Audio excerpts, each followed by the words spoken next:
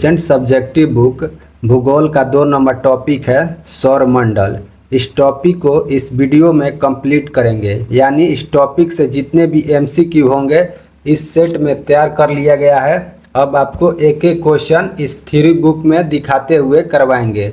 यानी सौरमंडल देखिए 2 नंबर टॉपिक है सौरमंडल। इस सेट को देखिए, इसमें भी 2 नंबर टॉपिक क्या है सौरमंडल। यानी थ्योरी बुक के 2 नंबर टॉपिक सौरमंडल का, इसमें निचोड़ एमसीक्यू है लाइन बाय लाइन। ठीक, तो पहला क्वेश्चन से स्टार्ट करते हैं। देखिए पहला प्रश्न क्या है, इसमें 1 नंबर क्वेश्चन देखिए, सौरमंडल किसे कहते हैं। क्वेश्चन है सौरमंडल किसे कहते हैं। तो देखते हैं थ्योरी बुक में इसका आंसर क्या दिया है। तो देखिए यहाँ से देखिए, पढ़िए फर्स्ट लाइन, सूर्य के चारों ओर चक्कर लगाने वाले विभिन्न ग्रहों, क्षुद्र ग्रहों, धूमकेतुओं, उल्काओं तथा अन्य आकाशीय पिंडों के समूह को सौरमंडल कहते हैं। यानी सूर्य और अन्य आकाशीय पिंडों के समूह को सौरमंडल कहा जाता है। तो इस प्रश्न का राइट आंसर क्या होगा पहला का। पहला प्रश्न पढ़िए, सौरमंडल किसे कहते हैं।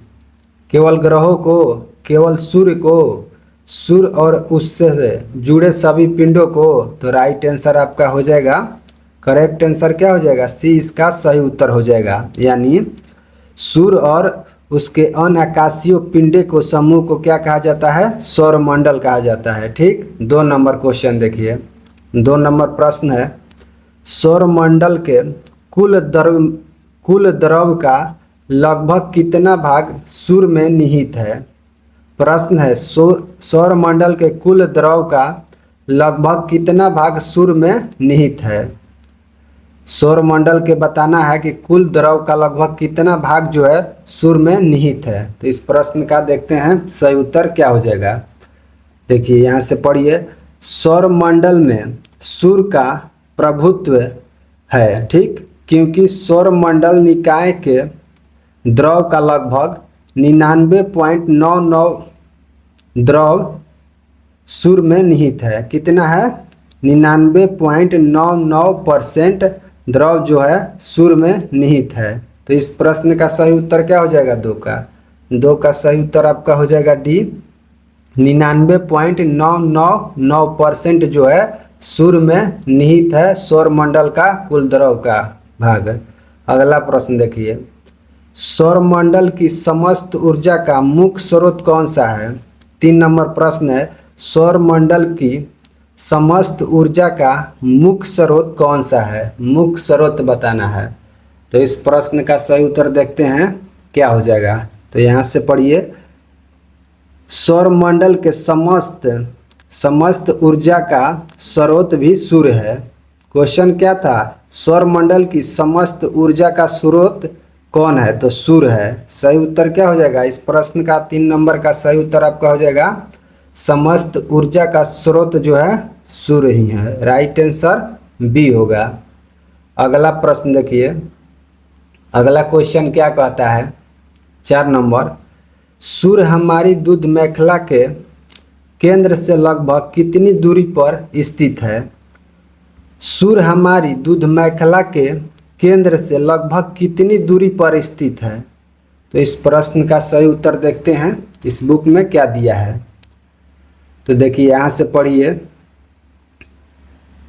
सूर्य सौरमंडल का प्रधान है। ठीक, यह हमारी मंदाकिनी दूध मेखला के केंद्र से लगभग 30,000 प्रकाश वर्ष की दूरी पर एक कोने में स्थित है। कितनी, 30,000 प्रकाश वर्ष, 30,000 प्रकाश वर्ष की दूरी पर एक कोने में स्थित है मंदाकिनी दूध मेखला के केंद्र से।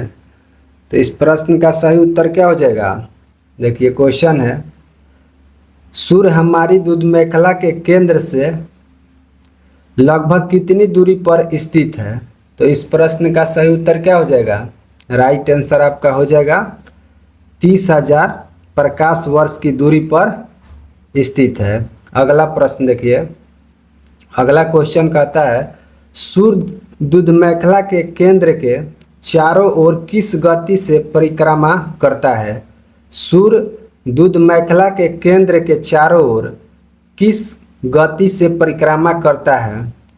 बताना है किलोमीटर में। इन चारों ऑप्शन में से कौन होगा। ठीक, तो देखते हैं इस प्रश्न का सही उत्तर क्या दिया है। तो देखिए यहाँ से पढ़िए, यह दूध मेखला मंदाकिनी के केंद्र के चारों ओर 250 किलोमीटर प्रति सेकंड की गति से परिक्रमा कर रहा है। कितना? 250 किलोमीटर प्रति सेकंड। एक सेकंड में 250 किलोमीटर। तो इस प्रश्न का सही उत्तर आपका क्या हो जाएगा? 5 नंबर प्रश्न का राइट आंसर आपका हो जाएगा सी, 250 किलोमीटर प्रति सेकंड। अगला प्रश्न देखिए, सूर्य का परिक्रमण काल कितना है? सूर्य का परिक्रमण काल बताना है कितना है। तो सूर्य का परिक्रमण काल कितना होता है?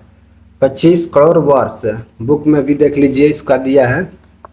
देखिए यहाँ से पढ़िए, इसका परिक्रमण काल, ठीक, केंद्र के चारों ओर एक बार घूमने में लगा समय 25 करोड़ वर्ष है। कितना है? 25 करोड़ वर्ष। सही उत्तर इस प्रश्न का क्या हो जाएगा? क्वेश्चन क्या है? सूर्य का परिक्रमण काल कितना है? तो 25 करोड़ वर्ष है। राइट आंसर इसका क्या हो जाएगा? बी इसका सही उत्तर होगा। अगला जो प्रश्न है, सूर्य अपने अक्ष पर कितनी दिशा में घूमता है? क्वेश्चन होगा यहाँ पर। देखिए, सूर्य अपने अक्ष पर किस दिशा में घूमता है? तो इस प्रश्न का सही उत्तर क्या हो जाएगा? देखिए यहाँ पर 25 करोड़ वर्ष है। ठीक, यहाँ तक पढ़े हैं। इसके आगे देखिए, जिसे ब्रह्मांड वर्ष भी कहते हैं। यहाँ से अब देखिए, सूर्य अपने अक्ष पर पूर्व से पश्चिम की ओर घूमता है। सूर्य अपने अक्ष पर पूर्व से पश्चिम की ओर घूमता है। ठीक, तो इस प्रश्न का सही उत्तर क्या हो जाएगा? क्वेश्चन पूछा, सूर्य अपने अक्ष पर किस दिशा की ओर घूमता है? तो पूर्व से पश्चिम। सही उत्तर बी हो जाएगा, पूर्व से पश्चिम इसका करेक्ट आंसर हो जाएगा। अगला प्रश्न देखिए, 8 नंबर क्वेश्चन कहता है, सूर्य का मध्य भाग एक घूर्णन कितने दिनों में पूरा करता है?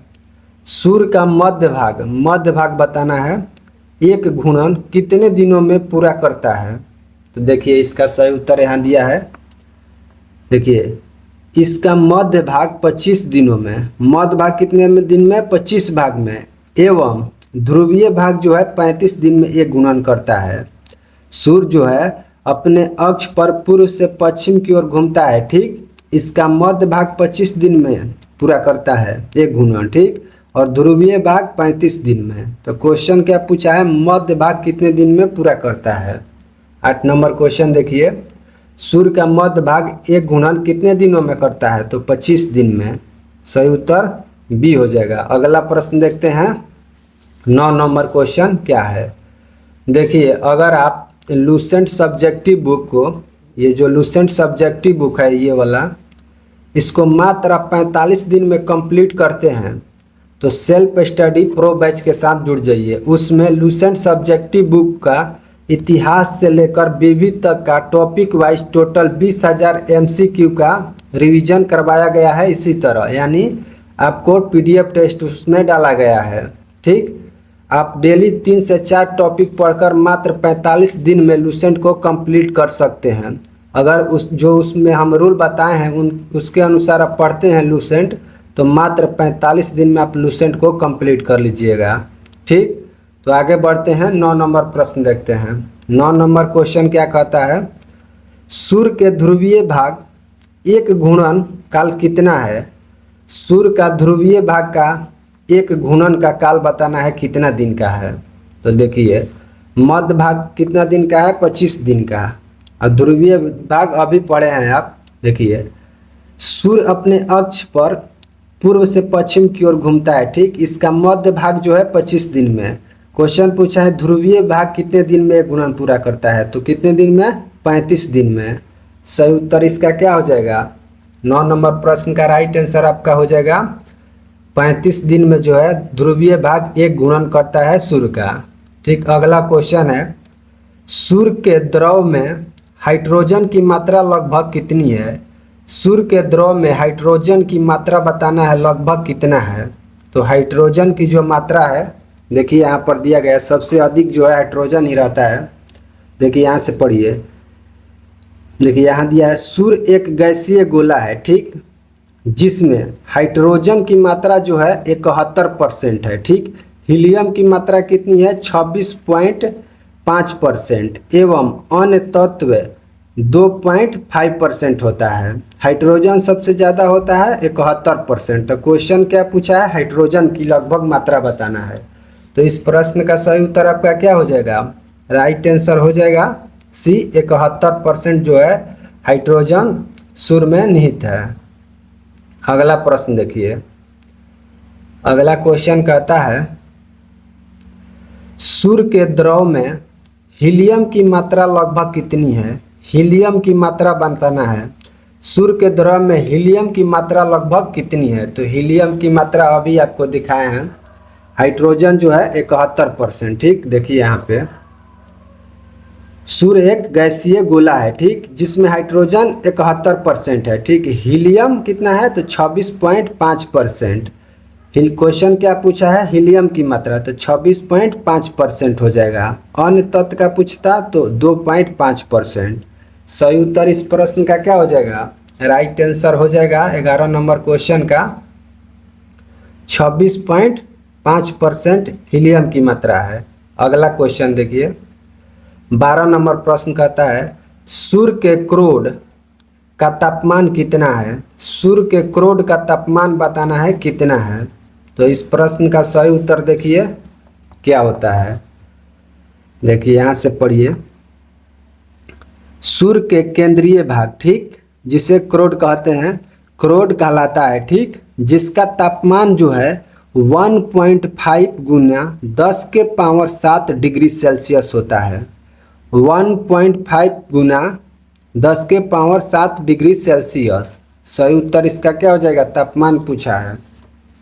तो इस प्रश्न का 12 नंबर क्वेश्चन का सही उत्तर आपका हो जाएगा सूर्य के क्रोड का तापमान जो है 1.5 गुना 10 के power 7 degree Celsius. Right answer हो जाएगा 12 का बी करेक्ट आंसर होगा। अगला प्रश्न है 13 नंबर, सूर्य के बाहरी सतह का तापमान बताना है कितना होता है। सूर्य के बाहरी सतह का तापमान कितना होता है। तो सूर्य के बाहरी सतह का तापमान जो देखिए इसमें दिया गया है, देखिए सूर्य के बाहरी सतह का तापमान जो है 6000 डिग्री सेल्सियस है। कितना, 6000 डिग्री सेल्सियस। क्रोड का तापमान कितना है तो 1.5 गुना 10 के पावर 7 डिग्री सेल्सियस। बाहरी का तापमान कितना होगा, सतह का तापमान 6000 डिग्री सेल्सियस। सही उत्तर हो जाएगा 13 नंबर क्वेश्चन का 6000 डिग्री सेल्सियस इसका सही उत्तर हो जाएगा। अगला प्रश्न है सूर्य की ऊर्जा का मुख्य स्रोत कौन सी प्रक्रिया है। सूर्य की ऊर्जा का मुख्य स्रोत बताना है कौन सी प्रक्रिया है इन चारों ऑप्शन में। ए है नाभिकीय विखंडन, बी है नाभिकीय संलयन, सी है रासायनिक अपक्रिया, डी है गुरुत्वीय संकुचन। तो इस प्रश्न का सही उत्तर देखते हैं, सूर्य की ऊर्जा का मुख्य स्रोत क्या है। तो देखिए यहाँ से पढ़िए, यहाँ से देखिए, अर्थात सूर्य के केंद्र पर नाभिकीय संलयन होता है जो सूर्य की ऊर्जा का स्रोत है।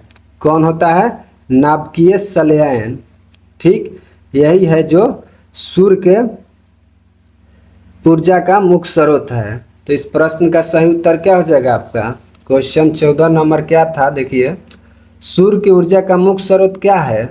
तो सही उत्तर इस प्रश्न का क्या हो जाएगा, नाभिकीय संलयन।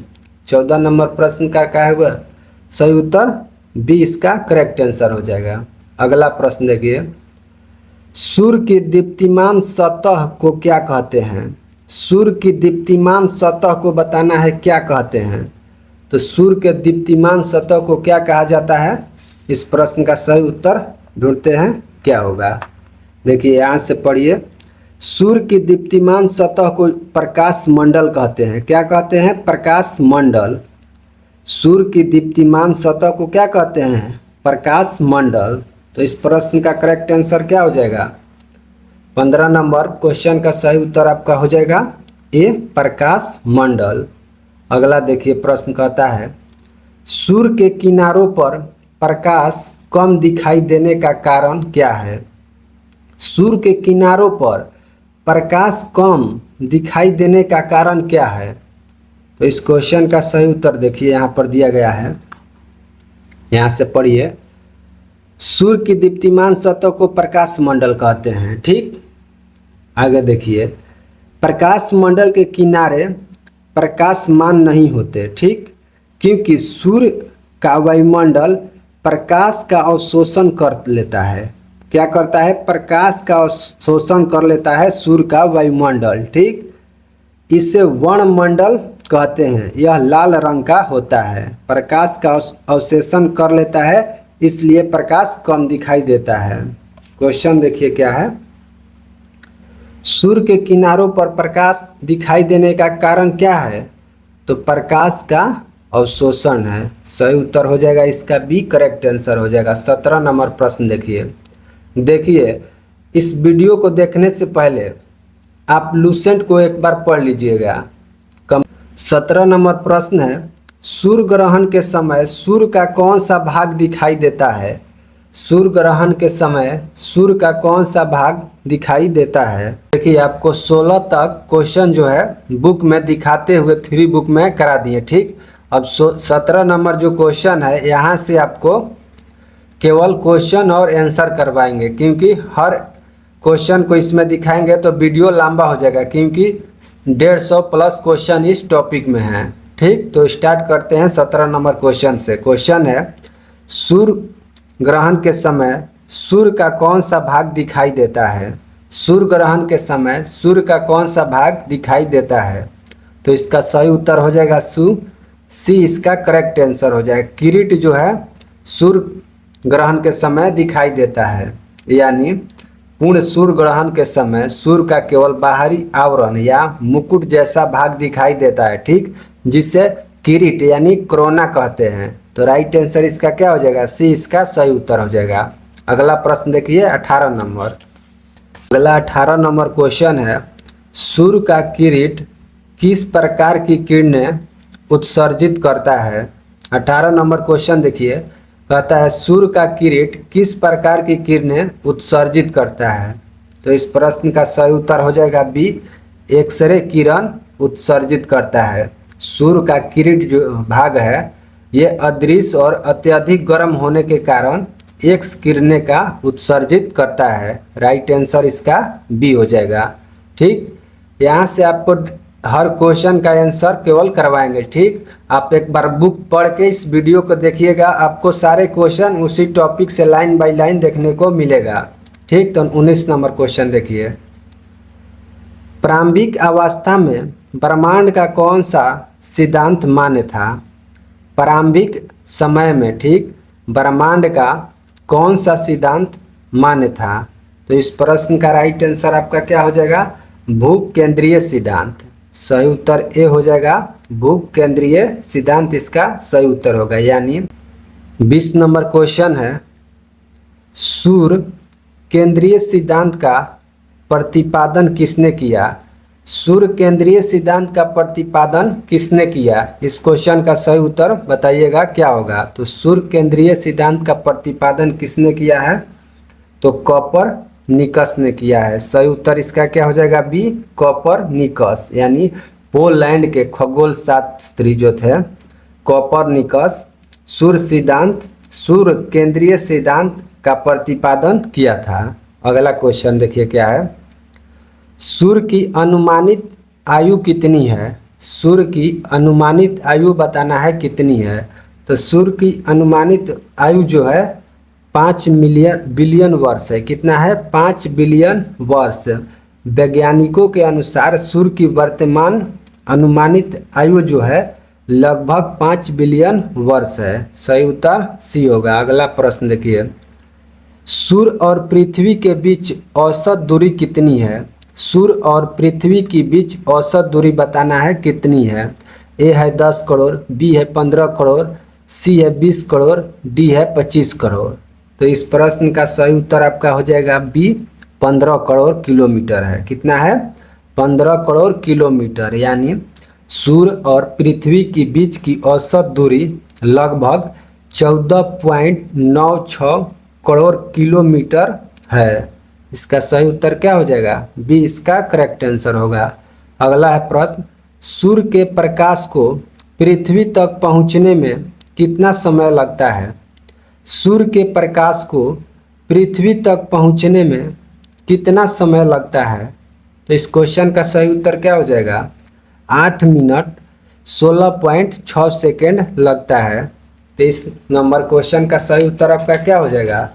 8 मिनट 16.6 सेकेंड करेक्ट आंसर हो जाएगा, यानी लगभग 500 सेकेंड होता है। अगला है क्वेश्चन, उत्तरी ध्रुव पर सौर ज्योति को क्या कहते हैं? ऊपरी ध्रुव पर सौर ज्योति को क्या कहा जाता है? तो इसका सही उत्तर क्या हो जाएगा? अरोरा बोरेलिस। अरोरा बोरेलिस इसका करेक्ट आंसर हो जाएगा। अगला प्रश्न है 25 नंबर क्वेश्चन कहता है, सूर्य धब्बों का तापमान आसपास की तुलना में कितना कम होता है? सूर्य धब्बों का तापमान आसपास की तुलना में कितना कम होता है? तो इसका क्वेश्चन का सही उत्तर हो जाएगा 25 नंबर प्रश्न का राइट आंसर आपका हो जाएगा कितना होता है?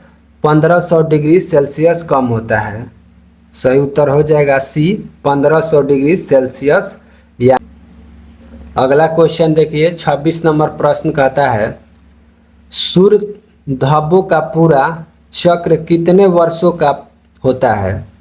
सूर्य धब्बों का पूरा चक्र कितने वर्षों का होता है?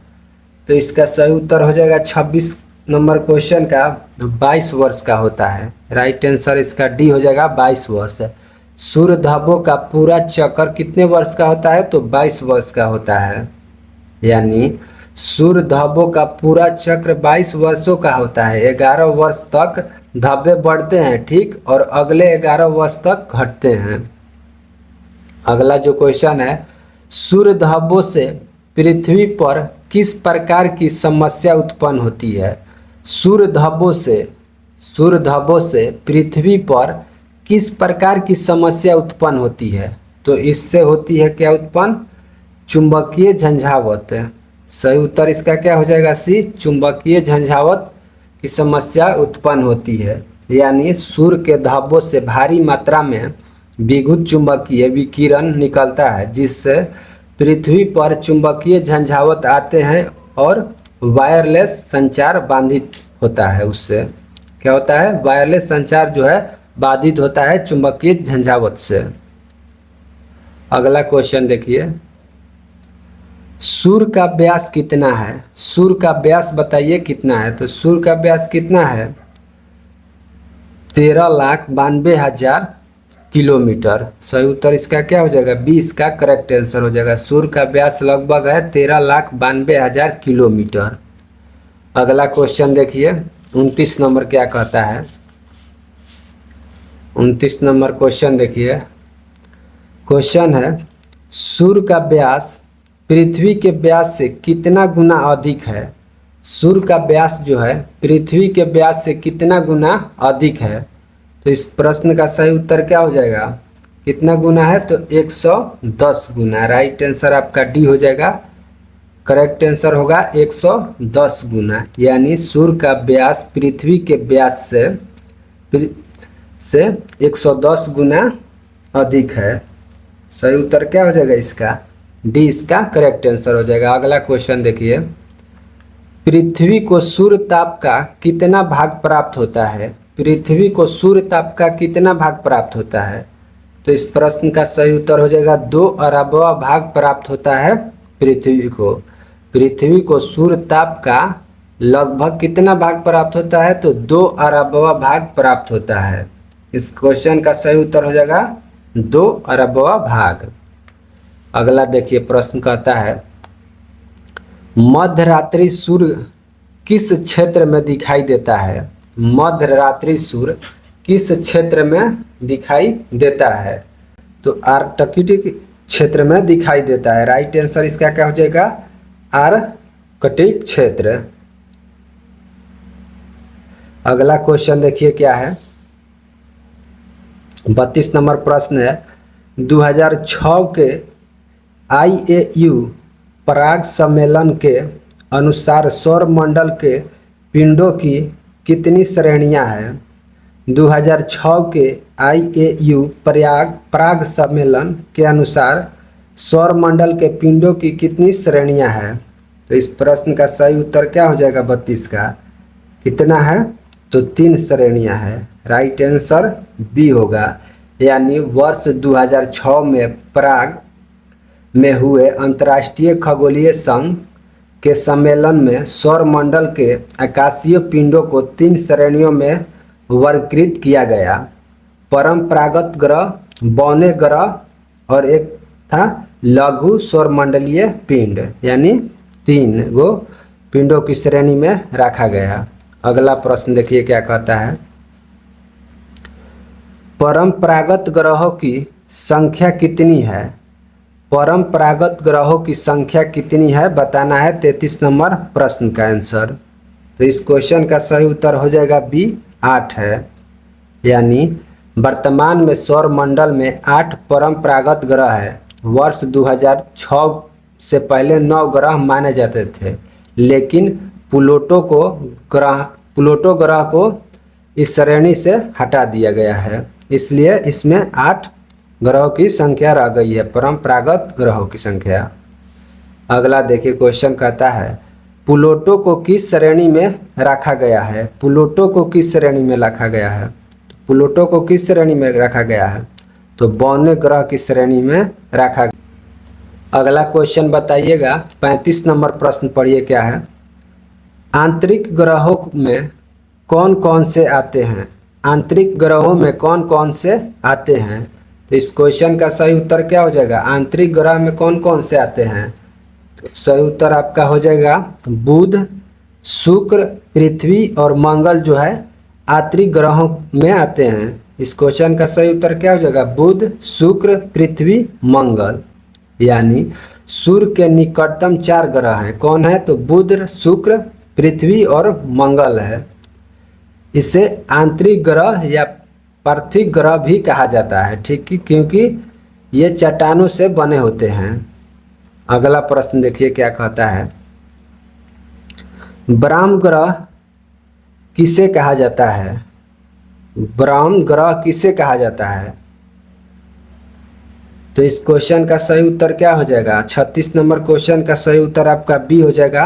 बृहस्पति, शनि, अरुण, वरुण को ब्रह्म ग्रह कहा जाता है। राइट आंसर इसका बी हो जाएगा। यानी बाहर के 4 ग्रह बृहस्पति, शनि, अरुण और वरुण है। सही उत्तर इसका क्या हो जाएगा। करेक्ट आंसर आपका हो जाएगा बी। बाहर के ग्रह कितने हैं तो 4। अगला है क्वेश्चन नंगी आंखों से दिखाई देने वाले ग्रह कौन से हैं।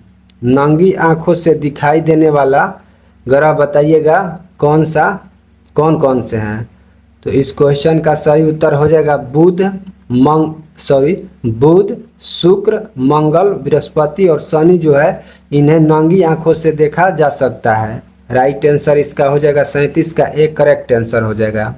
यानी सौर मंडल के 5 ग्रह बुध, शुक्र, मंगल, बृहस्पति और शनि इतने चमकीले हैं कि इन्हें बिना किसी दूरबीन की नंगो आंखों से देखा जा सकता है।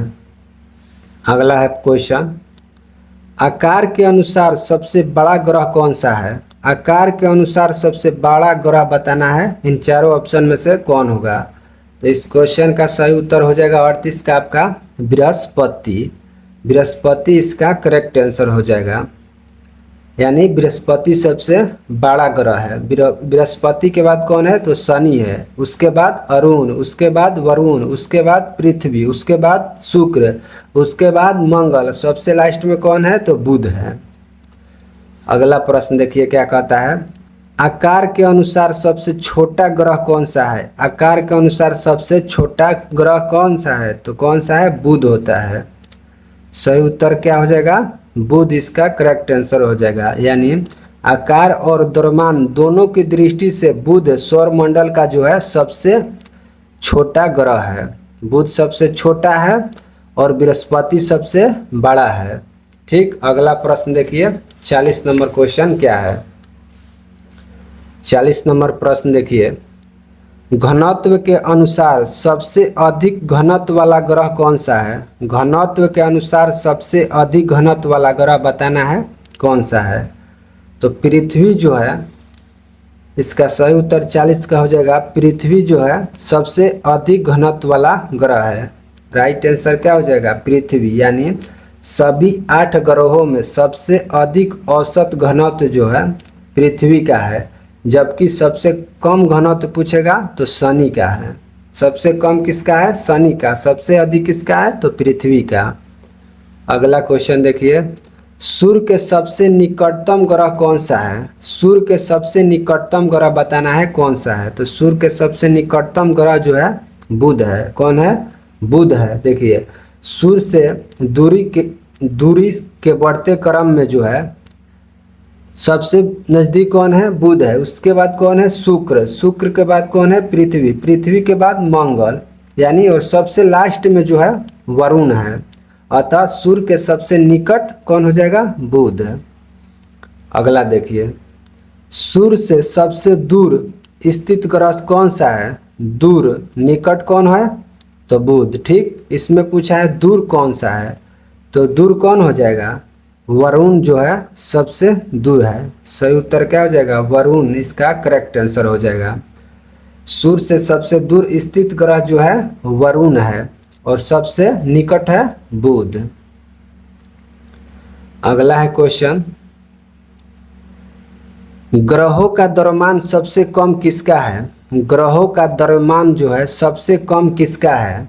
तो सबसे कम बताइएगा किसका द्रव्यमान कम है ग्रह का। तो इस क्वेश्चन का सही उत्तर हो जाएगा बी। बुध का जो है द्रव्यमान सबसे कम है। देखिए आकार में सबसे छोटा होने के कारण साथ साथ बुध का द्रव्यमान भी सभी ग्रहों से कम है। आकार में भी छोटा है और द्रव्यमान भी सबसे कम है किसका, तो बुध का। ठीक, और सूर्य के सबसे निकट ग्रह कौन सा है, तो बुध ही है। सूर्य के सबसे निकट कौन है, बुध है। आकार में सबसे छोटा कौन है, बुध है। और ग्रहों का द्रव्यमान सबसे कम किसका है, तो बुध का ही है। ठीक, अगला प्रश्न देखिए, ग्रहों का द्रव्यमान सबसे अधिक किसका है। ग्रहों का द्रव्यमान सबसे अधिक बताना है। तो सबसे अधिक किसका है, तो बृहस्पति का है। सही उत्तर हो जाएगा बृहस्पति। यानी सौर मंडल का सबसे विशाल ग्रह होने के कारण बृहस्पति का द्रव्यमान अन्य सभी ग्रहों के कुल द्रव्यमान से भी अधिक है। सही उत्तर इस प्रश्न का हो जाएगा बी, बृहस्पति। अगला प्रश्न है, सबसे कम परिक्रमण काल वाला ग्रह कौन सा है। सबसे कम परिक्रमण काल वाला ग्रह बताना है कौन सा है। तो इस क्वेश्चन का सही उत्तर आपका हो जाएगा बुध का परिक्रमण काल सबसे कम है। किसका, बुध का। देखिए सूर्य के सबसे करीब होने के कारण बुध का परिक्रमण पथ जो है सबसे छोटा है। ठीक, और यह केवल 88 दिनों में सूर्य की एक परिक्रमा पूरी कर लेता है। बुध जो है केवल 88 दिन में सूर्य का एक परिक्रमण पूरा कर लेता है। इस क्वेश्चन का सही उत्तर क्या हो जाएगा, सी करेक्ट आंसर होगा। अगला क्वेश्चन देखिए, सबसे अधिक परिक्रमण काल वाला ग्रह कौन सा है। सबसे अधिक परिक्रमण काल वाला ग्रह बताना है 46 नंबर क्वेश्चन का। तो सबसे अधिक परिक्रमण किसका है, तो वरुण का है। किसका है, वरुण का। यानी सूर्य के सबसे दूर होने के कारण वरुण का परिक्रमण काल सबसे अधिक है। कितना है, तो 164.8 वर्ष। एक चक्कर करता है, परिक्रमण पूरा करता है कितना दिन में, 164.8 वर्ष में। नेक्स्ट क्वेश्चन देखिए क्या कहता है, किस ग्रह का घूर्णन काल सबसे कम है। किस ग्रह का घूर्णन काल बताना है सबसे कम है। तो घूर्णन काल किसका सबसे कम है, बृहस्पति का है। सही उत्तर आपका क्या हो जाएगा, बृहस्पति। देखिए बृहस्पति अपनी धुरी पर सबसे तेज घूमता है। इसका घूर्णन काल सबसे कम है। कितना है, तो 9 घंटा 56 मिनट, यानी लगभग 10 घंटे। अगला प्रश्न क्या कहता है, किस ग्रह का घूर्णन काल सबसे अधिक है। सॉरी, यह क्वेश्चन जो था सबसे कम पूछा है इसमें, ठीक। तो बृहस्पति का होगा क्योंकि यह सबसे बड़ा है, इसलिए इसका घूर्णन काल सबसे कम है, ठीक। अगला देखिए, किस ग्रह का घूर्णन काल सबसे अधिक पूछा है इसमें। तो अधिक किसका होगा, अधिक शुक्र का है। सही उत्तर आपका ए हो जाएगा, शुक्र। यानी शुक्र अपनी धुरी पर सबसे धीमी गति से घूमता है। इसका घूर्णन काल लगभग 243 दिन का होता है। कितना, 243 दिन का होता है, ठीक। जो इसके परिक्रमण काल से भी अधिक है। सही उत्तर हो जाएगा, किस ग्रह का घूर्णन काल सबसे अधिक होता है।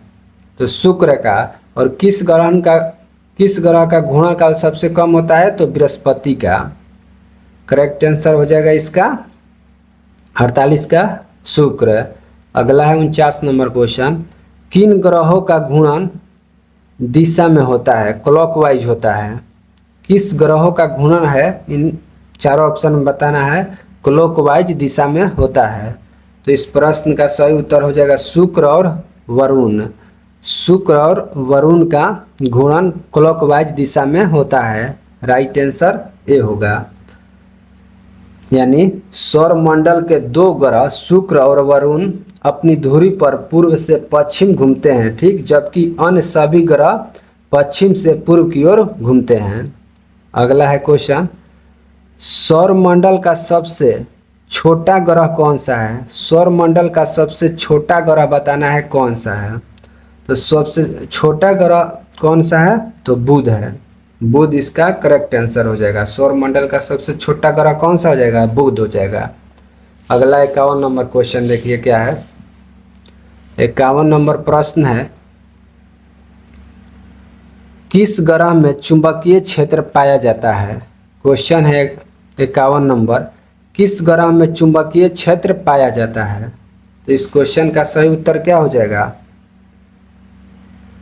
इस क्वेश्चन का सही उत्तर आपका हो जाएगा ए, बुध। सही उत्तर क्या हो जाएगा, बुध इसका करेक्ट आंसर हो जाएगा। यानी बुध ग्रह की एक प्रमुख विशेषता यह है कि इसमें चुंबकीय क्षेत्र पाया जाता है। किस ग्रह में चुंबकीय क्षेत्र पाया जाता है। तो बुध में। नेक्स्ट प्रश्न है, किस ग्रह का तापांतर सबसे अधिक होता है। किस ग्रह का तापांतर बताना है सबसे अधिक होता है। तो तापांतर किसका सबसे अधिक होता है। तो इसका भी करेक्ट आंसर आपका हो जाएगा बुध। सही उत्तर बी होगा, किस ग्रह का तापांतर सबसे अधिक होता है। तो बुध का होता है। देखिए, बुध पर वायुमंडल ना होने के कारण यहाँ का तापांतर दिन और रात के तापमान का अंतर सर्वाधिक अधिक होता है। करेक्ट आंसर इसका क्या हो जाएगा, बी इसका सही उत्तर होगा।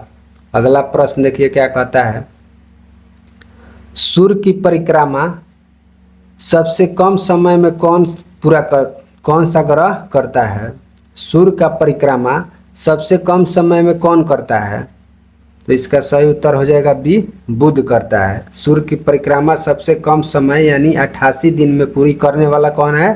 तो बुध है। अगला है 54 नंबर क्वेश्चन कहता है, 54 नंबर प्रश्न देखिए, सबसे चमकीला ग्रह कौन सा है। सबसे चमकीला ग्रह बताना है। तो सबसे चमकीला ग्रह जो है शुक्र है। कौन है, शुक्र।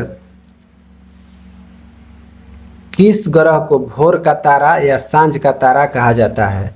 किस ग्रह को भोर का तारा या सांझ का तारा कहा जाता है। इस क्वेश्चन का सही उत्तर हो जाएगा बी, शुक्र को भोर का तारा या सांझ का तारा कहते हैं। आकाश में सुबह में स्पष्ट दिखाई देने के कारण शुक्र को भोर का तारा और सांझ का तारा कहा जाता है। अगला है जो क्वेश्चन, किस ग्रह को पृथ्वी की भगनी कहा जाता है। क्वेश्चन है 56 नंबर, किस ग्रह को पृथ्वी की भगनी कहा जाता है। तो इस प्रश्न का सही उत्तर हो जाएगा 56 नंबर क्वेश्चन का शुक्र को। सही उत्तर हो जाएगा बी, शुक्र को क्या कहा जाता है। तो पृथ्वी की भगनी कहा जाता है। क्वेश्चन है किस ग्रह को पृथ्वी की भगनी कहा जाता है। तो शुक्र को पृथ्वी की भगनी कहा जाता है। यानी आकार, व्यास और द्रव्यमान में पृथ्वी के लगभग समान होने के कारण सूर्य को पृथ्वी की भगनी या जुड़वा बहन कहा जाता है। नेक्स्ट क्वेश्चन है, सौरमंडल का सबसे बड़ा ग्रह कौन सा है? सौरमंडल का सबसे बड़ा ग्रह बताइएगा कौन सा है? तो सौरमंडल का सबसे बड़ा ग्रह जो है बृहस्पति है। कौन है? बृहस्पति। सही उत्तर सी होगा। अगला क्वेश्चन देखिए, बृहस्पति की धुरी पर घूर्णन की अवधि कितनी है? बृहस्पति की धुरी पर घूर्णन की अवधि बताना है कितनी है? तो इसकी घूर्णन की अवधि कितनी है? 10 घंटे है। कितना? 10 घंटा। यानी बृहस्पति अपनी अक्ष पर मात्र 10 घंटे में एक घूर्णन पूरा कर लेता है। करेक्ट आंसर 58 का क्या हो जाएगा? 20 का सही उत्तर हो जाएगा। अगला क्वेश्चन है, सौरमंडल का सबसे बड़ा उपग्रह कौन सा है? सौरमंडल का सबसे बड़ा उपग्रह बताना है कौन सा है?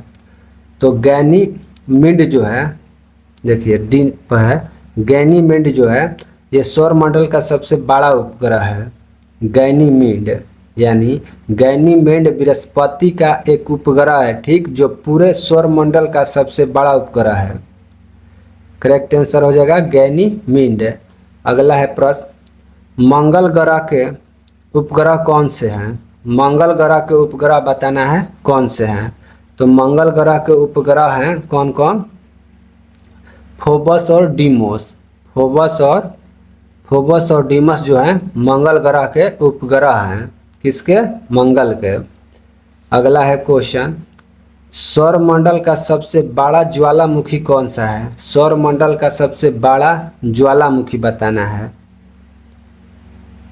तो ओलंपस मंस जो है सौरमंडल का सबसे बड़ा ज्वालामुखी है। कौन है? ओलंपस मंस।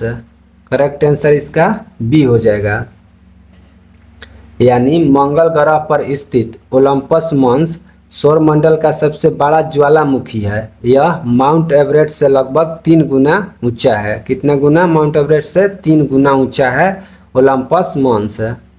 ठीक, अगला प्रश्न देखते हैं। 62 नंबर क्वेश्चन क्या है? 62 नंबर प्रश्न है, मंगल ग्रह पर जीवन की संभावना किस कारण से मानी जाती है? क्वेश्चन है, मंगल ग्रह पर जीवन की संभावना किस कारण से मानी जाती है? तो इस क्वेश्चन का सही उत्तर क्या हो जाएगा? मंगल ग्रह पर जीवन की संभावना किस कारण से मानी जाती है? तो इस क्वेश्चन का सही उत्तर आपका हो जाएगा, करेक्ट आंसर क्या होगा इसका?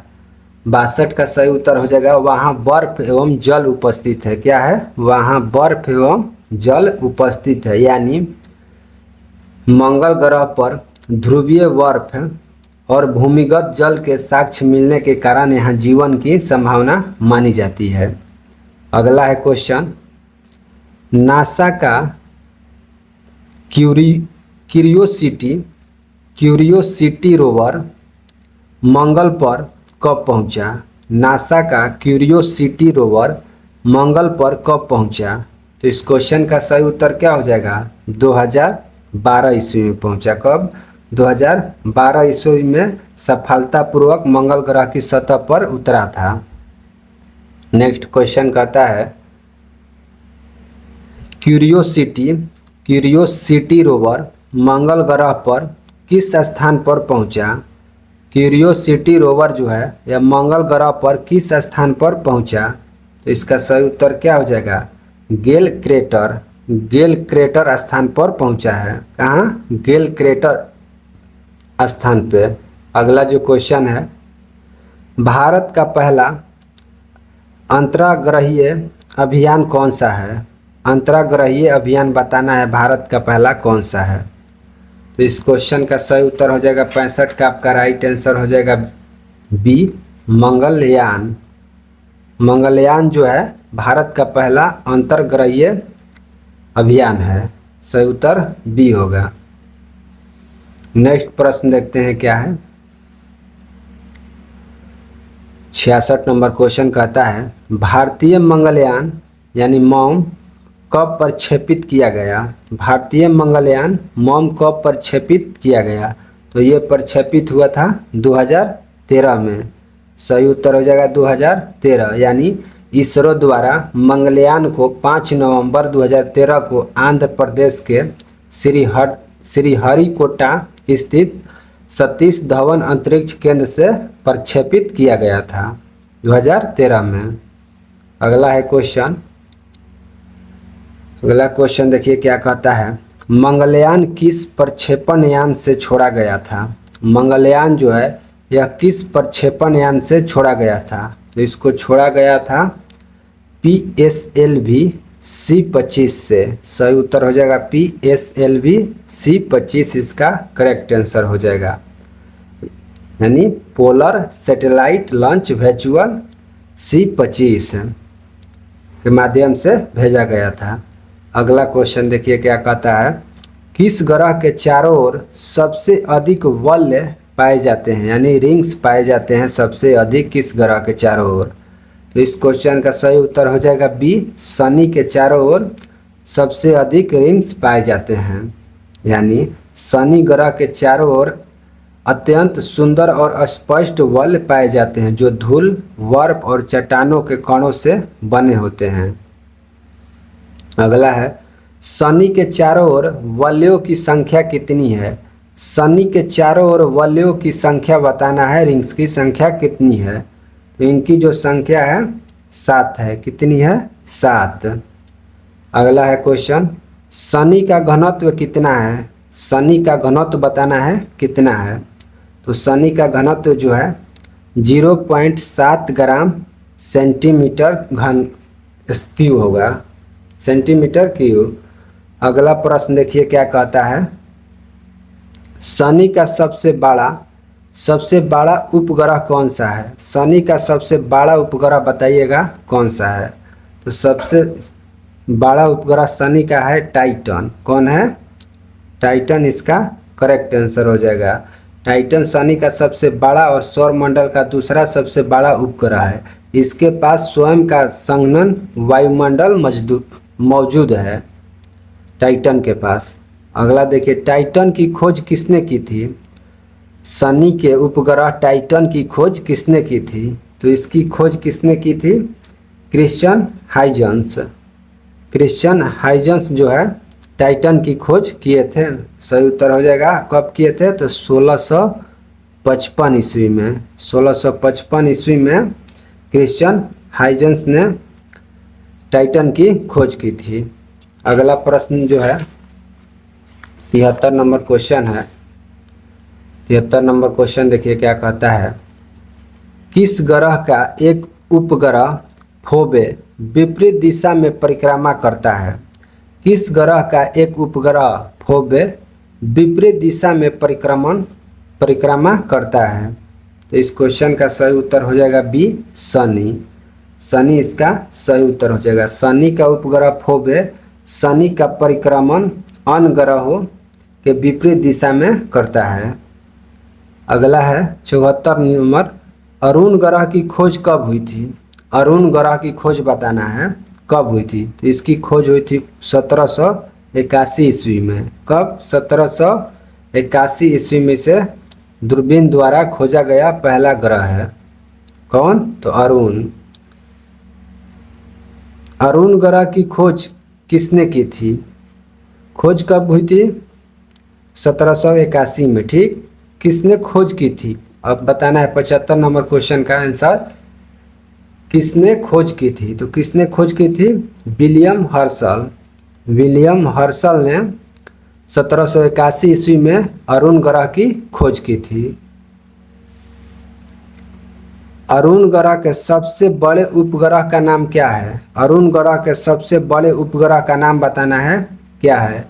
तो टाइटेनिया जो है, टाइटेनिया अरुण ग्रह के सबसे बड़ा उपग्रह है। कौन है? टाइटेनिया इसका सही उत्तर हो जाएगा। अगला है प्रश्न, वरुण ग्रह की खोज कब हुई थी? वरुण ग्रह की खोज बताना है कब हुई थी? तो इसकी खोज कब हुई थी? 1846 ईस्वी में। कब? 1846 ईस्वी। ठीक, वरुण ग्रह की खोज किसने की थी? वरुण की खोज जो है 1846 ईस्वी में हुई थी। ठीक, और किसने इसे खोजा था? तो इस क्वेश्चन का सही उत्तर हो जाएगा जोहान गाले जो हैं इन्होंने 1846 ईस्वी में वरुण ग्रह की खोज की थी। वरुण ग्रह का मुख्य उपग्रह कौन सा है? इन चारों में से बताना है वरुण ग्रह का कौन प्रमुख उपग्रह है। तो इस क्वेश्चन का सही उत्तर हो जाएगा ट्राइटन जो है, ट्राइटन यह वरुण ग्रह का प्रमुख उपग्रह है। सही उत्तर बी हो जाएगा। अगला है क्वेश्चन, पृथ्वी का अक्ष उसकी कक्षा तल से कितना झुका हुआ है? पृथ्वी का तल जो है उसकी कक्षा तल से कितना झुका हुआ है? तो इस क्वेश्चन का सही उत्तर हो जाएगा 23.5 डिग्री झुका हुआ है। अगला प्रश्न देखिए क्या कहता है, पृथ्वी का घनत्व सबसे अधिक कितना है? पृथ्वी का घनत्व सबसे अधिक कितना है? तो इसका सही उत्तर क्या हो जाएगा? 81 का सही उत्तर आपका हो जाएगा, पृथ्वी का पूछा है तो 5.5 ग्राम CM³ होगा। सही उत्तर क्या हो जाएगा? 5.5 ग्राम CM³। अगला देखिए क्वेश्चन क्या कहता है, पृथ्वी का एकमात्र उपग्रह कौन सा है? पृथ्वी का एकमात्र उपग्रह कौन सा है? तो इस क्वेश्चन का सही उत्तर क्या हो जाएगा? पृथ्वी का एकमात्र उपग्रह जो है चंद्रमा है। कौन है? चंद्रमा। ठीक, सही उत्तर होगा इसका बी, इसका करेक्ट आंसर हो जाएगा। अगला नेक्स्ट प्रश्न है, पृथ्वी का औसत व्यास कितना है? पृथ्वी का औसत व्यास बताना है कितना है? तो 6371 किलोमीटर। पृथ्वी का औसत व्यास कितना है? 6371 किलोमीटर। यानी अगला क्वेश्चन देखिए, अगला क्वेश्चन 84 नंबर प्रश्न है, पृथ्वी की आयु लगभग कितनी है? पृथ्वी की आयु लगभग बताना है कितनी है? तो पृथ्वी की आयु लगभग है 4.6 अरब वर्ष। पृथ्वी की आयु लगभग कितनी है? 4.6 अरब वर्ष। सही उत्तर इसका क्या हो जाएगा? ए, इसका करेक्ट आंसर हो जाएगा। नेक्स्ट प्रश्न है, पृथ्वी पर जीवन की शुरुआत कितने वर्ष पहले हुई? पृथ्वी पर जीवन की शुरुआत कितने वर्ष पहले हुई? तो कितने वर्ष पहले हुई थी? 3.8 अरब वर्ष पहले हुई थी। कितने वर्ष पहले? 3.8 अरब वर्ष पहले हुई थी जीवन की शुरुआत। अगला है क्वेश्चन, पृथ्वी से सूर्य की दूरी कितनी है? पृथ्वी से सूर्य की दूरी बताना है कितनी है? तो इस क्वेश्चन का सही उत्तर हो जाएगा 86 का 149.6 मिलियन किलोमीटर। सूर्य से पृथ्वी की दूरी कितनी है? 149.6 मिलियन किलोमीटर है। सही उत्तर क्या होगा इसका? ये इसका करेक्ट आंसर हो जाएगा। पृथ्वी अपनी धुरी पर एक चक्कर कितने समय में पूरा करती है? पृथ्वी अपनी धुरी पर एक चक्कर कितने समय में पूरी करती है? तो एक चक्कर जो है यह कितने समय में पूरी करती है? इस क्वेश्चन का सही उत्तर हो जाएगा 23 घंटे 56 मिनट 4 सेकंड में पृथ्वी अपनी धुरी पर एक चक्कर पूरा कर लेती है। 23 घंटे 56 मिनट 4 सेकंड। सही उत्तर क्या होगा इसका? ए, इसका करेक्ट आंसर हो जाएगा। अगला क्वेश्चन देखिए क्या कहता है, पृथ्वी की वार्षिक परिक्रमा अवधि कितनी है? वार्षिक परिक्रमा अवधि बताना है पृथ्वी का। तो इस सही उत्तर क्या हो जाएगा? 88 का करेक्ट आंसर हो जाएगा 365 दिन 6 घंटे। 365 दिन 6 घंटे पृथ्वी की वार्षिक परिक्रमा अवधि है। अगला है प्रश्न, लीप वर्ष में फरवरी कितने दिन का होता है? लीप वर्ष में फरवरी कितने दिन का होता है? तो इसका सही उत्तर हो जाएगा 89 का बी, 29 दिन का होता है। लीप वर्ष में कितने दिन का होता है? 29 दिन का। प्रति 4 वर्ष में अतिरिक्त 4 घंटे जुड़कर 24 घंटे हो जाते हैं। ठीक, इसीलिए लीप वर्ष 4 वर्ष के बाद आते हैं। अगला प्रश्न देखिए क्या कहता है, पृथ्वी पर दिन रात का अंतर किस कारण होता है? पृथ्वी पर दिन रात का अंतर किस कारण से होता है? तो किस कारण से होता है? पृथ्वी का अक्ष झुका होना। सही उत्तर क्या हो जाएगा? पृथ्वी का अक्ष झुका होने के कारण पृथ्वी पर दिन और रात होते हैं।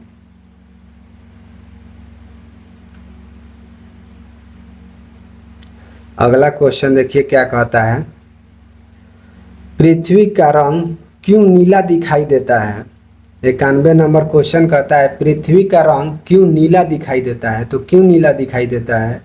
इसका सही उत्तर हो जाएगा जल की उपस्थिति के कारण जो है पृथ्वी नीला दिखाई देता है। अगला है प्रश्न, पृथ्वी के बाद सूर्य के सबसे निकट का तारा कौन सा है? पृथ्वी के बाद सूर्य का सबसे निकट का तारा बताइएगा, इनमें से कौन सा है? तो प्रक्सिमा सेंटारी यह पृथ्वी के बाद सूर्य के सबसे निकट का तारा है। सही उत्तर बी होगा। अगला है, प्लूटो को किस श्रेणी में रखा गया है? प्लूटो ग्रह को किस श्रेणी में रखा गया है? तो इसे बौने ग्रह के श्रेणी में रखा गया है। किस श्रेणी में? बौने ग्रह के श्रेणी में। प्लूटो का ग्रह होने का दर्जा किस बैठक में समाप्त हुआ? प्लूटो का ग्रह होने का दर्जा किस बैठक में समाप्त हुआ था? तो किस बैठक में समाप्त हुआ था? IAU प्रयाग 2026 सम्मेलन में। कब? 2026 सम्मेलन में प्लूटो ग्रह का दर्जा समाप्त हुआ था। ग्रह का दर्जा जो है प्लूटो का समाप्त कब हुआ था? IAU प्रयाग 2006 में। अगला क्वेश्चन देखिए 95 क्वेश्चन है। 95 नंबर क्वेश्चन है, साइरस या डॉग स्टार पृथ्वी से कितनी दूरी पर स्थित है? साइरस या डॉग स्टार पृथ्वी से कितनी दूरी पर स्थित है? तो इस क्वेश्चन का सही उत्तर आपका हो जाएगा 9 प्रकाश वर्ष। कितना? 9 प्रकाश वर्ष। साइरस या डॉग स्टार पृथ्वी से कितनी दूरी पर स्थित है? 9 प्रकाश वर्ष। कितना? 9 प्रकाश वर्ष। अगला देखिए, साइरस का सूर्य के सापेक्ष द्रव्यमान कितना है? साइरस का सूर्य के सापेक्ष द्रव्यमान पूछा है कितना है? तो सूर्य के सापेक्ष द्रव्यमान कितना है? तो सूर्य का दोगुना है। कितना है? दोगुना। कितना है? दोगुना इसका करेक्ट आंसर होगा। अगला देखिए क्वेश्चन कहता है, चंद्रमा पर धूल के मैदान को क्या कहा जाता है? चंद्रमा पर धूल के मैदान को क्या कहा जाता है? तो इस क्वेश्चन का सही उत्तर आपका हो जाएगा धूल के मैदान को कहा जाता है शांति सागर। क्या कहा जाता है? शांति सागर कहा जाता है। यानी चंद्रमा पर धूल कणों की विशाल मैदान को शांति सागर कहा जाता है। इसी स्थान पर मानव ने अपोलो 11 मिशन के तहत पहली बार कदम रखा था। अगला है, चंद्रमा की सतह और आंतरिक अध्ययन को क्या कहते हैं? चंद्रमा की सतह और आंतरिक अध्ययन को क्या कहा जाता है? तो इस क्वेश्चन का सही उत्तर हो जाएगा सेलेनोलॉजी कहा जाता है। क्या कहा जाता है? सेलेनोलॉजी कहा जाता है। अगला प्रश्न है, चंद्रमा का पिछला भाग कैसा होता है? चंद्रमा का पिछला भाग बताना है कैसा होता है। तो चंद्रमा का पिछला भाग जो है अंधकारमय होता है। अंधकारमय होता है। पृथ्वी पर ऋतु परिवर्तन किस कारण होता है? पृथ्वी पर ऋतु परिवर्तन किस कारण होता है? तो इस क्वेश्चन का सही उत्तर आपका क्या हो जाएगा? 100 का। पृथ्वी पर ऋतु परिवर्तन किस कारण से होता है? इस क्वेश्चन का सही उत्तर हो जाएगा पृथ्वी का अक्ष झुका होना और वार्षिक गति। सही उत्तर हो जाएगा सी। पृथ्वी का अक्ष झुका होना और वार्षिक गति के कारण ऋतु परिवर्तन होता है पृथ्वी पर। सही उत्तर हो जाएगा सी, इसका करेक्ट आंसर हो जाएगा। अगला क्वेश्चन बताइएगा 101 नंबर प्रश्न है, चंद्रमा का उच्चतम पर्वत कौन सा है? चंद्रमा का उच्चतम पर्वत कौन सा है? तो इस क्वेश्चन का सही उत्तर हो जाएगा तो ल्यूनिटंग पर्वत, सही उत्तर हो जाएगा ल्यूनिटंग पर्वत जो है चंद्रमा का उच्चतम पर्वत है। सही उत्तर आपका ए हो जाएगा। अगला प्रश्न देखिए, चंद्रमा को किस नाम से भी जाना जाता है? इन चारों में से बताना है चंद्रमा को और किस नाम से भी जाना जाता है। तो इसका सही उत्तर हो जाएगा ए, जीवाश्म ग्रह के नाम से भी जाना जाता है। यानी वायुमंडल और जैविक गतिविधियों के अभाव तथा प्राचीन सतह संरचना से सुरक्षित रहने के कारण चंद्रमा को जीवाश्म ग्रह भी कहा जाता है। अगला प्रश्न है, चंद्रमा पृथ्वी की एक परिक्रमा कितने समय में पूरा करता है? चंद्रमा पृथ्वी की एक परिक्रमा कितने समय में पूरा करता है? तो इस क्वेश्चन का सही उत्तर हो जाएगा आपका 27 दिन 8 घंटे में एक परिक्रमा पूरा करता है। चंद्रमा अपने अक्ष पर कितने समय में एक चक्कर लगाता है? चंद्रमा अपने अक्ष पर कितने समय में एक चक्कर लगाता है? इस क्वेश्चन का सही उत्तर हो जाएगा 104 का ए, 27 दिन 8 घंटे। 27 दिन 8 घंटे करेक्ट आंसर क्या हो जाएगा? ये इसका सही उत्तर हो जाएगा। यानी चंद्रमा का घूर्णन काल अपने अक्ष पर घूमना और परिक्रमण काल पृथ्वी का चक्कर लगाना दोनों समान है। कितना है? 27 दिन 8 घंटे है। नेक्स्ट प्रश्न है, पृथ्वी से चंद्रमा का कितना भाग देखा जा सकता है? पृथ्वी से चंद्रमा का कितना भाग देखा जा सकता है? कितना भाग देखा जा सकता है? इस प्रश्न का सही उत्तर क्या हो जाएगा? देखा जा सकता है 57% भाग। सही उत्तर हो जाएगा ए, 57% भाग पृथ्वी का देखा जा सकता है। चंद्रमा का भाग देखा जा सकता है पृथ्वी से। सही उत्तर ए होगा। अगला प्रश्न देखते हैं, 106 नंबर क्वेश्चन है, चंद्रमा का अक्ष तल पृथ्वी के अक्ष के साथ कितना कोण बनाता है? 106 नंबर प्रश्न है, चंद्रमा का अक्ष तल पृथ्वी की अक्ष के साथ कितना कोण बनाता है? तो इस क्वेश्चन का सही उत्तर हो जाएगा 58.48 डिग्री। सही उत्तर हो जाएगा 58.48 डिग्री, इसका करेक्ट आंसर हो जाएगा। अगला क्वेश्चन देखिए, चंद्रमा का व्यास कितना है? चंद्रमा का व्यास बताना है कितना है। तो चंद्रमा का व्यास है 3480 किलोमीटर। सही उत्तर हो जाएगा 3480 किलोमीटर। अगला प्रश्न है, अगला क्वेश्चन देखिए क्या कहता है, चंद्रमा एवं पृथ्वी के बीच औसत दूरी कितनी है? चंद्रमा एवं पृथ्वी के बीच औसत दूरी बताना है कितनी है। तो इस क्वेश्चन का सही उत्तर हो जाएगा आपका 3,84,400 किलोमीटर। चंद्रमा एवं पृथ्वी के बीच औसत दूरी कितनी है? 3,84,400 किलोमीटर करेक्ट आंसर हो जाएगा। अगला है प्रश्न, सूर्य के सापेक्ष चंद्रमा का परिक्रमा अवधि कितनी होती है? सूर्य के सापेक्ष चंद्रमा की परिक्रमा अवधि कितनी होती है? इस क्वेश्चन का सही उत्तर हो जाएगा 29.53 दिन। 29.53 दिन इसका करेक्ट आंसर हो जाएगा। सही उत्तर आपका क्या हो जाएगा? यानी देखिए, सूर्य के सापेक्ष चंद्रमा की एक परिक्रमा की अवधि जो है 29 दिन 12 घंटे 44 मिनट होती है। कितना? 12 घंटे 44 मिनट, यानी लगभग 29.53 दिन होगा। अगला क्वेश्चन क्या कहता है, एक चंद्रमास को क्या कहते हैं? एक चंद्रमास को क्या कहते हैं? 110 नंबर क्वेश्चन का उत्तर क्या होगा? तो एक चंद्रमास कहा जाता है साइनोडिक मास।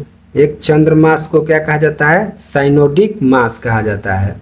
यानी एक पूर्णिमा से दूसरी पूर्णिमा के बीच के काल को साइनोडिक मास या चंद्रमास कहा जाता है। अगला देखिए, नक्षत्र मास की अवधि कितनी है? 111 नंबर प्रश्न है, नक्षत्र मास की अवधि बताना है कितनी है। तो इसकी अवधि कितनी है? 27 दिन 7 घंटे 43 मिनट 11.6 सेकेंड। 27 दिन 7 घंटे 43 मिनट 11.6 सेकेंड नक्षत्र मास की अवधि है। ज्वार उठने के लिए सौर और चंद्रमा की शक्तियों का अनुपात क्या है? ज्वार उठने के लिए सौर और चंद्रमा की शक्तियों का अनुपात बताना है, कितना है? तो 11.5 है। कितना है? 11.5 इसका करेक्ट आंसर होगा। यानी ज्वार भाटा उत्पन्न कराने में चंद्रमा और सूर्य के गुरुत्वाकर्षण बल का अनुपात जो है 11:5 होता है।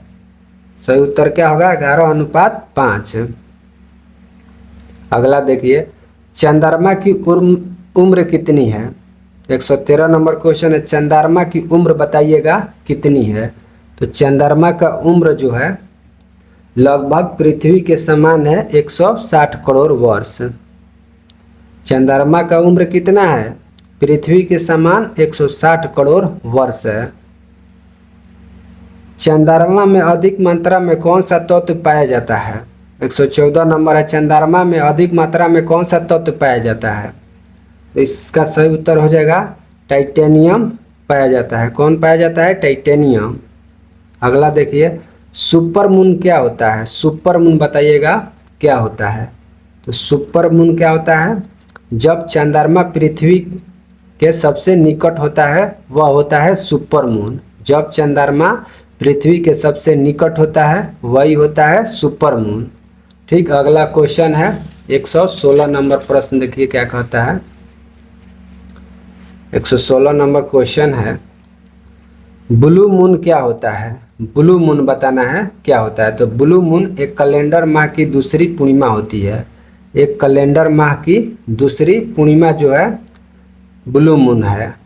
यानी जब किसी एक ही अंग्रेजी कैलेंडर महीने में 2 पूर्णिमा पड़ जाए तो दूसरी पूर्णिमा को चंद्रमा को ब्लू मून कहा जाता है। ब्लू मून कितने साल में 2-3 बार आता है? ब्लू मून कितने साल में 2-3 बार आता है? तो इस प्रश्न का सही उत्तर हो जाएगा 2-3 साल में। 2-3 साल में 2-3 बार आता है। यानी मुख्य रूप से सौर वर्ष और चंद्र मास की अवधि में अंतर के कारण ब्लू मून की घटना औसतन हर 2 से 3 साल में एक बार घटित होती है। 2 से 3 साल पे। अगला क्वेश्चन क्या कहता है, अगस्त 2012 में ब्लू मून किस तारीख को हुआ था? अगस्त 2012 में ब्लू मून किस तारीख को हुआ था? तो इस क्वेश्चन का सही उत्तर क्या हो जाएगा? 31 अगस्त। क्या होगा? 31 अगस्त करेक्ट आंसर हो जाएगा। अगला है, मून ईयर कब होता है? मून ईयर बताना है कब होता है। मून ईयर कब होता है? जब किसी वर्ष विशेष में 2 या अधिक माह ब्लू मून हो, वह मून ईयर होता है। वर्ष 2018 में पहला ब्लू मून किस तारीख को हुआ था? वर्ष 2018 में पहला ब्लू मून किस तारीख को हुआ था? तो इसका होगा सही उत्तर 31 जनवरी को। वर्ष 2018 में दूसरा ब्लू मून किस तारीख को हुआ था? वर्ष 2018 में दूसरा ब्लू मून बताना है। तो दूसरा ब्लू मून हुआ था 31 मार्च को। कब हुआ था? 31 मार्च। सी ऑफ ट्रैक्यूलिटी चंद्रमा क्या है? इस प्रश्न का सही उत्तर क्या हो जाएगा? अपोलो 11 उतरने का स्थान है। 11 अपोलो उतरने का स्थान है सी ऑफ ट्रैक्यूलिटी। अगला क्वेश्चन कहता है, शिव शक्ति चंद्रमा पर क्या है? शिव शक्ति जो है चंद्रमा पर क्या है? तो शिव शक्ति जो है चंद्रयान 3 का लैंडर विक्रम उतरने का स्थान है। सही उत्तर ए हो जाएगा। चंद्रयान 3 का लैंडर विक्रम उतरने का स्थान है शिव शक्ति चंद्रमा। बौने ग्रह यम का नया नाम क्या है? बौने ग्रह यम का नया नाम बताना है। तो इसका नया नाम क्या है? इस प्रश्न का सही उत्तर आपका हो जाएगा 124 का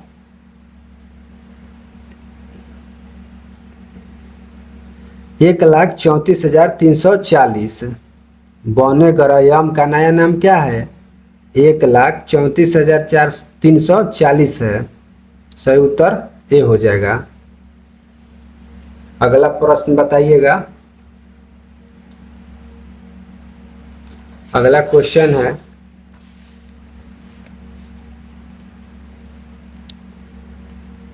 बौने ग्रह यम को ग्रह के श्रेणी से क्यों निकाला गया? बौने ग्रह यम को ग्रह की श्रेणी से क्यों निकाला गया?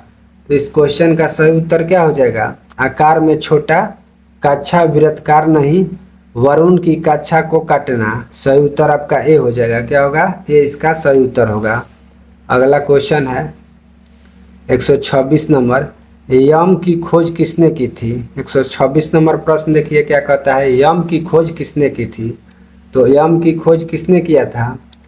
क्लाइड टमाओ जो है, क्लाड टमाओ, यह यम की खोज किए थे। सही उत्तर हो जाएगा क्लाड टमाओ। कब किए थे? तो ये 1930 में किए थे, 1930 में। अगला देखिए प्रश्न क्या कहता है, सेरस की खोज किसने की थी? सेरस की खोज बताइएगा। तो सेरस की खोज किसने किया था? पियाजी ने किया था। किसने? पियाजी। किसने किया था? पियाजी ने 1801 में। अगला है प्रश्न, सेरस के बौने ग्रह की श्रेणी में क्यों रखा गया? सेरस को बौने ग्रह की श्रेणी में क्यों रखा गया? तो इसे IAU की नई परिभाषा के अनुसार इसे बौने ग्रह की श्रेणी में रखा गया। सेरस का कौन सी संख्या दी गई है? सेरस को कौन सी संख्या दी गई है? तो सेरस को कौन सी संख्या दी गई है? एक संख्या दी गई है। सही उत्तर ये हो जाएगा। अगला है प्रश्न, अन्य बौने ग्रह कौन से हैं? अन्य बौने ग्रह बताना है, इनमें से कौन से हैं? तो इसका सही उत्तर हो जाएगा चिरन और 2003 UB 313 जो है अन्य बौने ग्रह हैं। बुध ग्रह का औसत घनत्व कितना है? बुध ग्रह का औसत घनत्व बताना है कितना है? तो 5.43 इसका औसत घनत्व है। कितना है? 5.43 ग्राम सेमी क्यूब इसका करेक्ट आंसर हो जाएगा। अगला है प्रश्न, बुध ग्रह का व्यास कितना है? बुध ग्रह का व्यास बताइएगा। तो बुध ग्रह का व्यास जो है 4,878 किलोमीटर, 4,878 किलोमीटर बुध ग्रह का व्यास है। बुध का परिक्रमण काल कितना है? 113 है। बुध का परिक्रमण काल कितना है? तो इसका परिक्रमण काल कितना है? 88 दिन का है। कितना है? 88 दिन का। शुक्र का घूर्णन काल कितना है? 134 नंबर है, शुक्र का घूर्णन काल बताना है। तो शुक्र का घूर्णन काल है 243 दिन। कितना है? 243 दिन। अगला प्रश्न देखते हैं क्या है, 135 नंबर। 135 नंबर क्वेश्चन देखिए कहता है, पृथ्वी का उपग्रह कौन सा है? पृथ्वी का उपग्रह कौन है? तो पृथ्वी का उपग्रह जो है चंद्रमा है। कौन है? चंद्रमा एकमात्र पृथ्वी का उपग्रह है। मंगल ग्रह का रंग क्या है? मंगल ग्रह का रंग बताना है। तो मंगल ग्रह का रंग जो है लाल है। क्या है? लाल। बृहस्पति का उपग्रहों की संख्या लगभग कितनी है? बृहस्पति के उपग्रहों की संख्या बताना है लगभग कितना है? तो कितना है? 101 है। ऑप्शन में नहीं है। इसका सही उत्तर हो जाएगा 101 है। लूसेंट बुक निकालिएगा तो उसमें दिया है 101 बृहस्पति के उपग्रहों की संख्या। करेक्ट आंसर क्या हो जाएगा? 101। अगला देखिए क्या कहता है, बृहस्पति का घूर्णन काल कितना है? बृहस्पति का घूर्णन काल बताना है कितना है? तो 9 घंटा 56 मिनट। बृहस्पति का घूर्णन काल 9 घंटा 56 मिनट। शनि का उपग्रहों की संख्या लगभग कितनी है? शनि के उपग्रहों की संख्या बताना है लगभग कितना है? तो 146 है। कितना है? 146 है शनि का उपग्रह की संख्या। 40 नंबर है, शनि का परिक्रमण काल कितना है? शनि का परिक्रमण काल तो 29.5 वर्ष होगा? 29.5 वर्ष होगा, ऑप्शन में नहीं है। देखिए 29.5 वर्ष इसका करेक्ट आंसर हो जाएगा, यानी 29 वर्ष 5 महीना शनि का परिक्रमण काल है। अगला है क्वेश्चन, अरुण ग्रह का उपग्रहों की संख्या कितनी है? अरुण के उपग्रहों की संख्या बताइएगा कितनी है? तो इसकी संख्या कितनी है? 28 है। कितनी है? 28। अरुण ग्रह का घूर्णन काल कितना है? अरुण ग्रह का घूर्णन काल बताना है कितना है? 17 घंटा 14 मिनट। कितना? 17 घंटा 14 मिनट अरुण ग्रह का घूर्णन काल है, 17 घंटा 14 मिनट। अरुण ग्रह का परिक्रमण काल कितना है? वरुण ग्रह का परिक्रमण काल कितना है? तो इसका परिक्रमण काल कितना है? 164.8 वर्ष। 164.8 वर्ष परिक्रमण काल है वरुण ग्रह का। वरुण ग्रह का रंग क्या है? वरुण ग्रह का रंग बताना है क्या है? तो इसका रंग जो है हरा है। कैसा है? हरा। सही उत्तर बी हो जाएगा। अगला क्वेश्चन देखिए क्या कहता है, बुध का उपग्रहों की संख्या कितना है? बुध के उपग्रहों की संख्या बताना है। तो बुध के उपग्रहों की संख्या है 0। कितना है? 0, यानी बुध के पास कोई भी प्राकृतिक उपग्रह नहीं है। सही उत्तर आपका हो जाएगा ए। नेक्स्ट क्वेश्चन देखते हैं 146 नंबर। देखिए 146 नंबर क्वेश्चन है, 146 नंबर प्रश्न है, शुक्र का उपग्रहों की संख्या कितनी है? शुक्र के उपग्रहों की संख्या बताना है। तो शुक्र के उपग्रह है एक भी नहीं है। सही उत्तर इसका क्या हो जाएगा? 0 होगा, यानी शुक्र के पास भी कोई प्राकृतिक उपग्रह नहीं है। संख्या कितने हो जाएगा? 0। अगला देखिए क्या कहता है, पृथ्वी का घूर्णन काल कितना है? पृथ्वी का घूर्णन काल बताना है। तो पृथ्वी का घूर्णन काल होगा 23.9 घंटे। कितना? 23.9 घंटे। नेक्स्ट क्वेश्चन है, पृथ्वी का परिक्रमण काल कितना है? परिक्रमण काल, घूर्णन काल 23.9 घंटे, परिक्रमण काल कितना होगा? परिक्रमण काल आपका हो जाएगा 365.26 दिन। 365.26 दिन करेक्ट आंसर हो जाएगा। अगला देखिए क्या कहता है, परिभ्रमण या घूर्णन किसे कहते हैं? परिभ्रमण या घूर्णन किसे कहते हैं? तो इस क्वेश्चन का सही उत्तर क्या हो जाएगा? ग्रहों का अपने काल्पनिक अक्ष पर घूमना, उसे कहा जाता है परिभ्रमण या घूर्णन। परिक्रमण किसे कहते हैं? परिक्रमण बताना है। तो ग्रहों को सूर्य के चारों ओर घूमना और उपग्रहों को ग्रहों के चारों ओर घूमने को कहा जाता है परिक्रमण कहा जाता है। क्या कहा जाता है? परिक्रमण। ग्रहों के सूर्य के चारों ओर घूमना, ठीक, और उपग्रहों को ग्रहों के चारों ओर घूमने की क्रिया को परिक्रमण कहा जाता है। मंगल और बृहस्पति की कक्षाओं के बीच मौजूद छोटे छोटे आकाशीय पिंडों को क्या कहते हैं? मंगल और बृहस्पति की कक्षाओं के बीच मौजूद छोटे छोटे आकाशीय पिंडों को क्या कहते हैं? तो उन्हें कहा जाता है क्षुद्र ग्रह। क्या कहा जाता है? क्षुद्र ग्रह। अगला है, क्षुद्र ग्रह का निर्माण कैसे होता है? क्षुद्र ग्रह का निर्माण बताइएगा कैसे होता है? तो इसका जो निर्माण है ग्रहों के विस्फोट से टूटे टुकड़ों से होता है। ग्रहों के विस्फोट के टूटे टुकड़ों से क्षुद्र ग्रह का निर्माण होता है। जब क्षुद्र ग्रह पृथ्वी से टकराता है तो क्या बनता है? जब क्षुद्र ग्रह पृथ्वी से टकराता है तो क्या बनता है? इस प्रश्न का सही उत्तर हो जाएगा विशाल गर्त बनता है। क्या बनता है? विशाल गर्त। यानी जब कोई बड़ा क्षुद्र ग्रह पृथ्वी की सतह से टकराता है तो अत्यधिक प्रभाव से वहां पर विशाल गर्त बन जाता है, जैसे में महाराष्ट्र की लोनार झील है। फिर अगला क्वेश्चन देखिए, फोरवेस्टा क्या है? 154 नंबर क्वेश्चन है, फोरवेस्टा क्या है? तो ये जो है एकमात्र क्षुद्र ग्रह है जिसे नंगी आंखों से देखा जा सकता है। फोरवेस्टा जो है एकमात्र क्षुद्र ग्रह है जिसे नंगी आंखों से देखा जा सकता है। अगला क्वेश्चन देखिए क्या कहता है, 155 नंबर क्वेश्चन है, सौर मंडल के छोर पर छोटे छोटे अरबों पिंडों को क्या कहा जाता है? सौरमंडल के छोर पर छोटे छोटे अरबों पिंडों को क्या कहा जाता है? तो उन्हें कहा जाता है धूमकेतु। क्या कहा जाता है? धूमकेतु कहा जाता है। अगला प्रश्न है, धूमकेतु की पूंछ हमेशा किस दिशा में दिखाई देती है? 156 नंबर प्रश्न है, धूमकेतु की पूंछ हमेशा किस दिशा में दिखाई देती है? तो ये जो है सूर्य से दूर दिखाई देती है, सूर्य से दूर, यानी सौर विकिरण और सौर पवन के दबाव के कारण धूमकेतु की पूंछ हमेशा सूर्य से विपरीत दूर दिशा में दिखाई देती है। अगला है क्वेश्चन, हेले नामक धूमकेतु का परिक्रमण काल कितना है? हेले नामक धूमकेतु का परिक्रमण काल बताइएगा कितना है?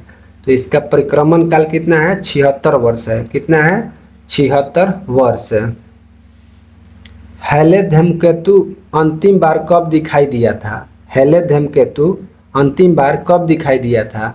तो ये अंतिम बार दिखाई दिया था 1886 ईस्वी में। कब? 1886 ईस्वी में दिखाई दिया था। ठीक, और अब यह पुनः वर्ष 2061 या 62 में दिखाई देगा हेले धूमकेतु। 59 नंबर प्रश्न है, उल्का क्या है? 59 नंबर क्वेश्चन बताइएगा, उल्का क्या है? तो उल्का आकाश में क्षण भर के लिए दमकती चमकीली धारी है। क्या है? आकाश में क्षण भर के लिए दमकती चमकीली धारी है।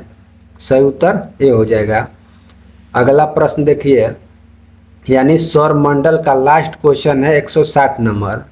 इस टॉपिक से टोटल 160 क्वेश्चन बने हैं। ठीक, तो 160 नंबर प्रश्न का आंसर बताइएगा, उल्काएं किसके टुकड़े से बनती है? उल्काएं किसके टुकड़े से बनती है? तो ये जो है क्षुद्र ग्रहों और धूमकेतुओं द्वारा छोड़े गए धूल कण से बनती है उल्काएं।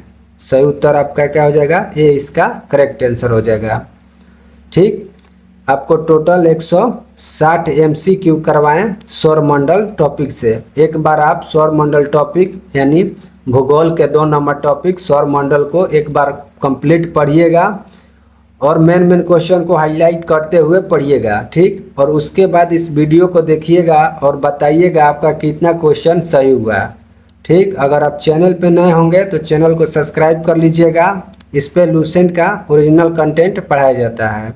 और वीडियो को लाइक कर दीजिएगा और एक कमेंट करके बताइएगा कि ये वीडियो आपको कैसा लगा। ठीक, नेक्स्ट पार्ट में मिलते हैं 3 नंबर टॉपिक के साथ। तो देखिए 3 नंबर टॉपिक क्या है इसमें, 2 नंबर सौरमंडल हो गया, 3 नंबर टॉपिक देखते हैं। देखिए 3 नंबर टॉपिक जो है क्या है,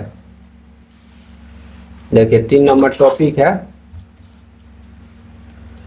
पृथ्वी और उसका सौरिक संबंध। नेक्स्ट वीडियो में इस टॉपिक का निचोड़ MCQ करवाएंगे, पृथ्वी और उसका सौरिक संबंध का। ठीक, तो नेक्स्ट वीडियो में मिलते हैं।